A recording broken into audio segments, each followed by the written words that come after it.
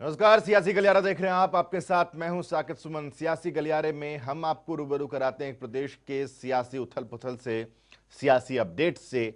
और इस वक्त आज की तारीख में सिर्फ एक सियासी अपडेट है पूरे के पूरे हरियाणा में, वो है बड़ौदा में जो उपचुनाव था वो अब खत्म। उपचुनाव में मतदाताओं ने अपने वोट कास्ट कर दिए हैं, अपने मतदान कर दिया है और ईवीएम में किस्मत लॉक कर दिया है इन तमाम 14 उम्मीदवारों का। अब एक सप्ताह 7 दिन इन प्रत्याशियों के लिए बहुत भारी, क्योंकि इन 7 दिनों के बाद पता चलेगा कि आखिर बड़ौदा के मतदाताओं ने अपना प्यार किस कैंडिडेट को दिया है। क्या वो भारतीय जनता पार्टी के कैंडिडेट हैं, क्या वो कांग्रेस के, क्या वो इनेलो के, क्या वो राजकुमार सैनी होंगे, या फिर बाकी जो निर्दलीय प्रत्याशी हैं 10, उनमें से किसी को जनता का प्यार मिलेगा। इन तमाम चीजों के लिए 10 तारीख का इंतजार हम सबको करना पड़ेगा। लेकिन आज क्या कुछ हुआ, इसी को समेट कर हम लेकर आए हैं सियासी गलियारा। अगले आधे घंटे रहिए हमारे साथ, जानिए क्या कुछ हुआ इस उपचुनाव के दौरान।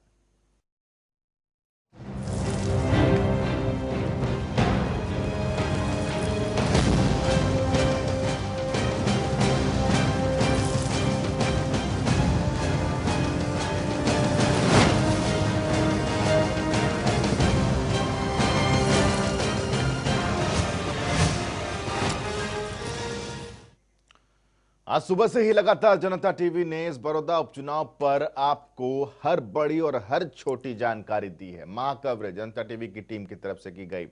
हमारे संवाददाता बड़ौदा के हर बूथ पर पहुंचे और जायजा लेते हुए बताया कि वोटिंग खत्म हुई, अब रिजल्ट का इंतजार है। साथ ही बताया कि पूरे दिन क्या कुछ हालात रहे, किस तरीके से किस गांव में किस तरीके की स्थिति उत्पन्न हुई। जरा जानते हैं हमारे सहयोगी पवन सिवर से।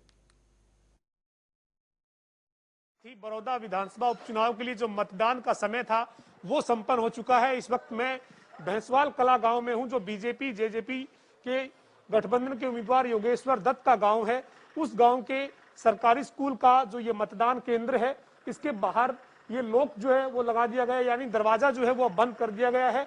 6 बजे के बाद कोई भी मतदाता मतदान परिसर में एंट्री नहीं कर सकेगा, ऐसी व्यवस्था जो है वो कर दी गई है। और इसके साथ ही मतदान केंद्र का जो लॉक लगाया गया है, जिसको बंद किया गया है, उसके बाद मतदान परिसर के अंदर की क्या तस्वीरें हैं वो भी हम आपको दिखाएंगे। और बड़ौदा विधानसभा के उपचुनाव को लेकर मतदाताओं में काफी उत्साह और जोश जो है वो नजर आया है। और तमाम जो यहाँ के मतदाता हैं, इस विधानसभा के 54 जो गांव हैं वहां के जो मतदाता हैं, उनमें काफी उत्साह और रुचि जो है वो इस चुनाव को लेकर नजर आई है।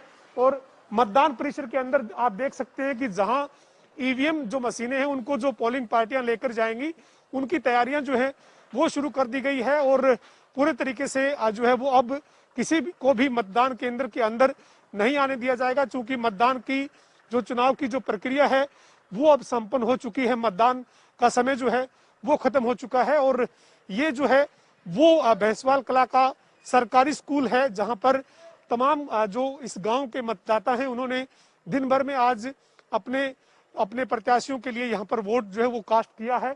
और ये जो है वो नतीजे 10 नवंबर को सामने होंगे। बड़ौदा की जनता किसके समर्थन में क्या फैसला करती है, ये देखने वाली बात रहेगी। जब ईवीएम खुलेंगी, किसकी जो भाग्य है वो किस तरह से निकलकर सामने आएगा वो देखना होगा। लेकिन जो मतदाता हैं उनमें काफी रुचि और उत्साह नजर आया है। भारी तादाद में मतदाता जो है वो मतदान केंद्रों पर पहुंचे और यहाँ पर जो है वो वोट मतदाता करते हुए दिखी है। आप देख सकते हैं कि मतदान की प्रक्रिया संपन्न हो चुकी है और भारी तादाद में मतदाताओं में काफी उत्साह दिखा है और जोरदार तरीके से यहाँ पर वोट प्रतिशत जो है वो यहाँ पर इस बार बड़ौदा उपचुनाव में नजर आएगा। वीडियो जर्नलिस्ट विजेंद्र सिंह के साथ पवन सिंवर, जनता टीवी, बड़ौदा विधानसभा के भैंसवाल गांव से। बड़ौदा पर महाकवरेज में स्पर्श शर्मा ने भी दिन भर अलग अलग बूथों का जायजा लिया और वोटिंग खत्म होने के बाद दिन भर के हालात से हमें रूबरू कराया। बड़ौदा के लिए वोटिंग की प्रक्रिया संपन्न हो चुकी है। तमाम उम्मीदवार जो मैदान में उतरे थे उनकी किस्मत ईवीएम में कैद हो गई है। तमाम पार्टियों ने, बीजेपी, कांग्रेस, इनेलो, लोकतंत्र सुरक्षा पार्टी, तमाम पार्टियों ने बड़ौदा के रण में अपना पूरा दमखम लगाया था और एक दूसरे को कड़ी टक्कर दी थी।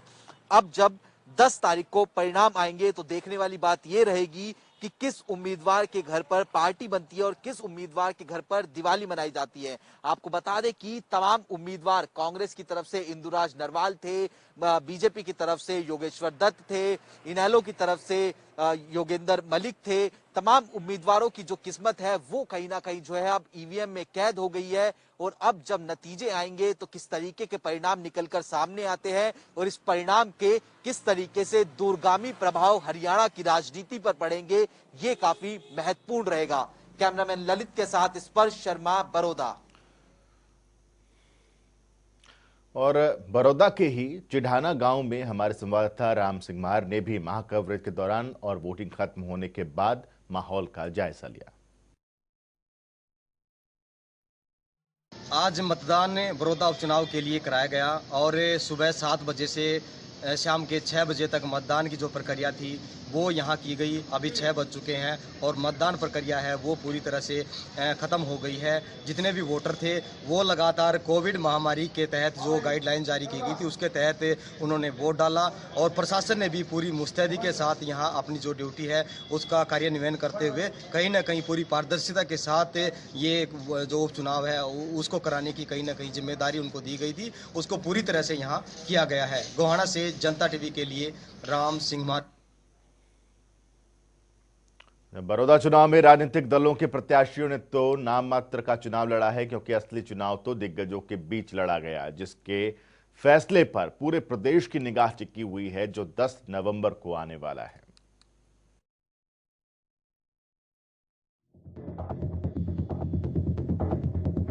बड़ौदा उपचुनाव के लिए जनता ने अपना फैसला ईवीएम में कैद करा दिया। अब इंतजार है 10 नवंबर का, जब खुलेगा ईवीएम का पिटारा और बड़ौदा वासियों को मिल जाएगा अपना नया विधायक। बड़ौदा उपचुनाव के लिए 14 उम्मीदवार अपनी किस्मत आजमा रही हैं, लेकिन किसके सिर ये ताज सजेगा ये तो आने वाला मंगलवार ही बताएगा। आपको बता दें, बड़ौदा में अभी तक बीजेपी खाता तक नहीं खोल पाई है, तो 3 बार ये सीट कांग्रेस के खाते में जाती रही है। ऐसे में कांग्रेस ने इंदुराज नरवाल पर भरोसा जताया है, तो बीजेपी ने अंतर्राष्ट्रीय पहलवान योगेश्वर दत्त पर दोबारा दांव खेला है। वहीं इनेलो के पुराने उम्मीदवार जोगेंद्र मलिक इंदुराज और योगेश्वर के मुकाबले चुनावी रण में है। वहीं बीजेपी के बागी पूर्व सांसद राजकुमार सैनी भी यहां अपनी किस्मत आजमा रही हैं। करीब 2.25 लाख मतदाताओं और 54 गांव वाले बड़ौदा हलके में प्रत्याशियों से ज्यादा राजनीतिक दलों के वरिष्ठ नेताओं की प्रतिष्ठा दांव पर है। इस चुनाव में राजनीतिक दलों के प्रत्याशियों ने तो नाम मात्र का चुनाव लड़ा है। असली चुनाव तो दिग्गजों के बीच लड़ा गया है, जिसके फैसले पर पूरे प्रदेश की निगाहें टिकी हुई हैं। खुद राजनेता मानते हैं कि बड़ौदा के चुनावी नतीजे भविष्य की राजनीति की तस्वीर पेश करेंगे। बीजेपी जेजेपी गठबंधन का चुनाव मुख्यमंत्री मनोहर लाल और उप मुख्यमंत्री दुष्यंत चौटाला की प्रतिष्ठा से जुड़ा हुआ है। 5 साल अकेले राज करने के बाद बीजेपी ने इस बार जेजेपी के साथ गठबंधन किया और इस गठबंधन को 1 साल हो गया है। बीजेपी को जहां जेजेपी के गठबंधन का फायदा मिलने की आस जताई जा रही है, वहीं गठबंधन सरकार के सभी मंत्री, विधायक, सांसद और पूर्व मंत्री बड़ौदा में जीत का दम भर चुके हैं। वहीं बात करें कांग्रेस की, तो कांग्रेस में ये चुनाव पूर्व मुख्यमंत्री भूपेंद्र सिंह हुड्डा और उनके राज्यसभा सदस्य बेटे दीपेंद्र सिंह हुड्डा की व्यक्तिगत प्रतिष्ठा से जुड़ा हुआ है। कहने को बड़ौदा में पूरी कांग्रेस चुनाव लड़ रही है, लेकिन असली चुनाव भूपेंद्र हुड्डा और दीपेंद्र हुड्डा का ही है। बड़ौदा में चेहरा दिखाने के लिए तो कांग्रेस के कई दिग्गज नेता कई बार नजर आए, मगर इंदुराज नरवाल का चुनाव पूरी तरह से हुड्डा और उनके बेटे दीपेंद्र की राजनीति प्रतिष्ठा तय करेगा। बड़ौदा का उपचुनाव इनेलो सुप्रीमो ओम प्रकाश चौटाला और इनेलो महासचिव अभय सिंह चौटाला की प्रतिष्ठा से भी जुड़ा है। बड़ौदा में 6 बार कांग्रेस और 6 बार ताऊ देवीलाल ओम प्रकाश चौटाला के नेतृत्व वाली पार्टियों के उम्मीदवार चुनाव जीतते रहे हैं। इनेलो में जब से दो फाड़ हुई तब से पार्टी कमजोर मानी जाने लगी थी, लेकिन पिछले एक साल में अभय सिंह चौटाला ने जिस मुस्तैदी और शिद्दत के साथ मेहनत की, उससे इनेलो का वोटर वापस जुड़ता नजर आ रहा है। वहीं बात करें लोकतंत्र सुरक्षा पार्टी के अध्यक्ष और बीजेपी से बगावत करने वाले पूर्व सांसद राजकुमार सैनी की। यहां सिर्फ अपनी मौजूदगी दर्ज कराने के लिए मैदान में है।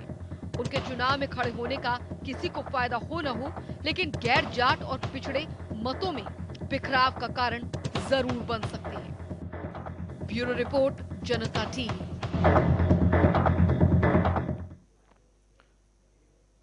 बड़ौदा उपचुनाव को लेकर वोटिंग हुई। बीजेपी प्रत्याशी योगेश्वर दत्त ने भैंसवाल कला गांव के पोलिंग बूथ पर वोट कास्ट किया और कहा कि यह चुनाव बड़ौदा की तरक्की का चुनाव है।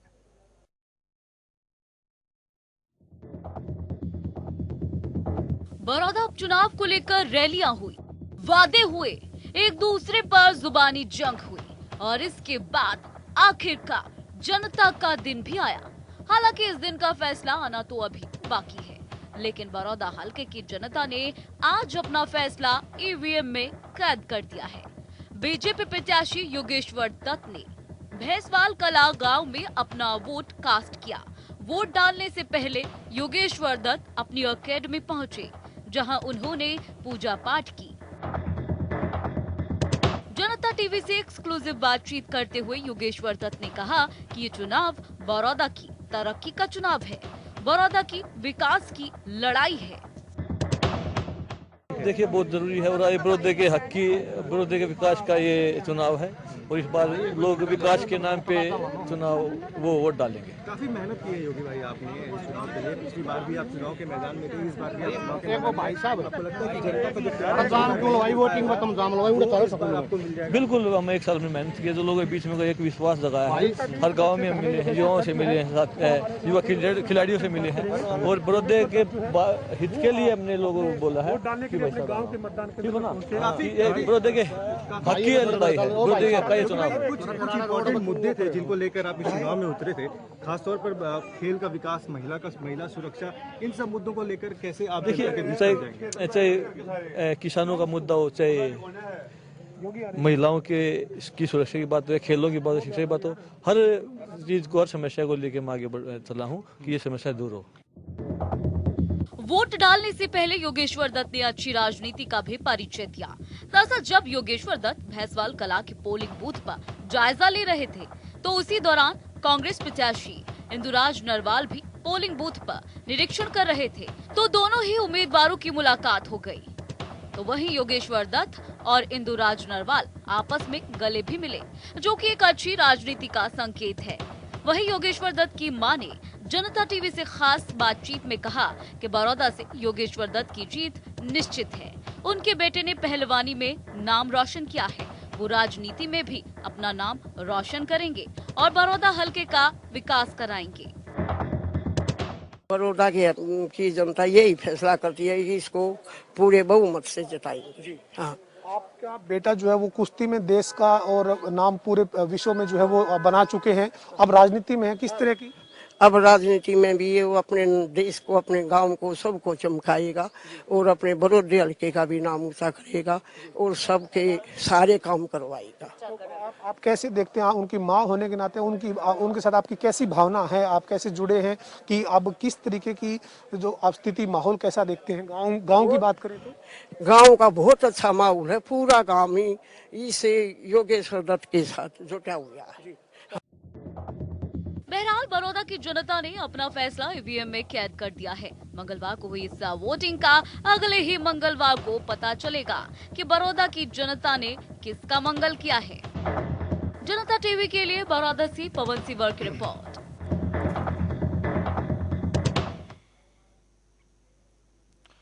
कांग्रेस प्रत्याशी इंदुराज नरवाल ने अपने गांव रिढाना में मतदान किया। वोट डालने से पहले इंदुराज नरवाल ने कई गांवों के पोलिंग बूथों पर वोटिंग प्रक्रिया का जायजा भी लिया।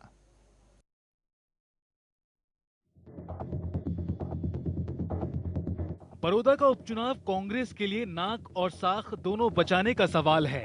हालांकि कांग्रेस साख बचा पाएगी या नहीं, ये तो आने वाले मंगलवार को ही पता चलेगा। लेकिन फिलहाल तो बड़ौदा की जनता ने अपने फैसले का बटन दबाया है। अभी नतीजे आना बाकी हैं। वहीं कांग्रेस प्रत्याशी इंदुराज नरवाल ने रिडाना गांव के पोलिंग बूथ पर वोट डाला। इससे झूठी सरकार और इससे झूठी पार्टी है ही नहीं कुछ देश में।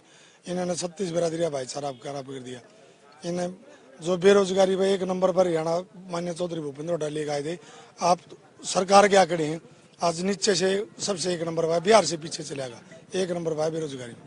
ये 36 बिरादरी हल्का बड़ौदा की जीत है। माननीय चौधरी भूपेंद्र हुड्डा दीपेंद्र हुड्डा की जीत है और बड़ौदा हल्का ने तय कर दिया माननीय चौधरी भूपेंद्र हुड्डा दीपेंद्र हुड्डा चंडीगढ़ जाने के लिए तैयार हो चुके हैं।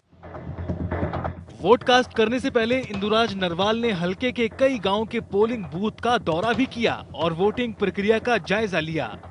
इसी कड़ी में इंदुराज नरवाल योगेश्वर दत्त के गांव भैंसवाल कला पहुंचे, जहां जनता टीवी से बातचीत करते हुए नरवाल ने बीजेपी पर जमकर निशाना साधा। साथ ही सिलेंडर बांटने का भी आरोप लगाया। बहुत बड़ा उत्साह है। एक किसान विरोधी गरीब के विरोध 36 बिरादरी को तोड़ने इस बीजेपी सरकार ने टक्कर। किस चीज की टक्कर? जमान जब्त होगी बीजेपी की और हमारी जीत निश्चित है। इस पोलिंग बूथ पे आए हैं, योगेश्वर दत्त का गांव है, यहाँ पे सब कुछ ठीक चल रहा है? नहीं, मेरा भी गांव है योगेश्वर दत्त का, मैं भी तो इसी गांव से हूँ। ये कोई सब बहुत बढ़िया चल रहा है। अच्छी मार्जिन हो गया, बहुत बढ़िया। जीत का मार्जिन क्या? अच्छी मार्जिन का मतलब क्या? कितना? अच्छे मार्जिन का 50,000 प्लस। कोई स्थिति, कोई नुकसान आपने देखी हो कि कहीं पे कोई शिकायत हो, कोई ईवीएम में कोई गड़बड़ किसी तरह की? अभी ठीक चल रहा है और जनता हल्का बड़ौदा छत्तीसगढ़ मन बना चुकी है। इस बीजेपी किसान विरोधी, कर्मचारी विरोधी और बहुत भ्रष्टाचार सरकार है। और आपने देखा हुआ रात ने इन्होंने पैसे, शराब, सब हथकंडे मेरे किसान गरीब का बेटा उसके मेरे खिलाफ किया है। लेकिन जनता सब समय बिल्कुल शिकायत की थी। व्यवस्था इंतजाम प्रशासन ने किया हुआ है जगह जगह पर आपके, ये सही सब नहीं, ठीक है, तय है, निश्चित है जीत। चौधरी भूपेंद्र हुड्डा दीपेंद्र हुड्डा जी चंडीगढ़ की तरफ जाएंगे हल्का बड़ौदा से। बहरहाल आरोप प्रत्यारोप के बीच बड़ौदा का उपचुनाव हो गया है। जनता ने अपना फैसला बटन दबाकर ईवीएम में कैद किया। अब इंतजार सबको 10 नवंबर का है कि बड़ौदा की कुश्ती का पहलवान आखिर कौन बनेगा। जनता अपने फैसले का इंतजार कर रही है और प्रत्याशी जनता के फैसले का इंतजार। जनता टीवी के लिए बड़ौदा से पवन सिवर, स्पर्श शर्मा और राम सिंह मार की रिपोर्ट।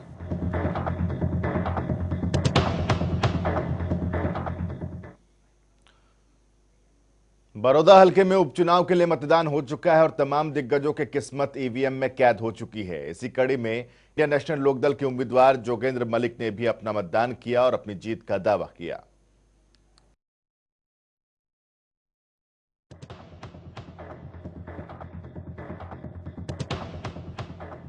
हरियाणा के सोनीपत जिले की बड़ौदा विधानसभा सीट पर हुए उपचुनाव में प्रत्याशियों की कम और दिग्गजों की प्रतिष्ठा ज्यादा दांव पर लगी है। कांग्रेस विधायक श्री कृष्ण हुड्डा के देहांत की वजह से खाली हुई बड़ौदा सीट पर उपचुनाव के लिए मंगलवार को मतदान हुआ और दिग्गजों की किस्मत ईवीएम में कैद हो गई।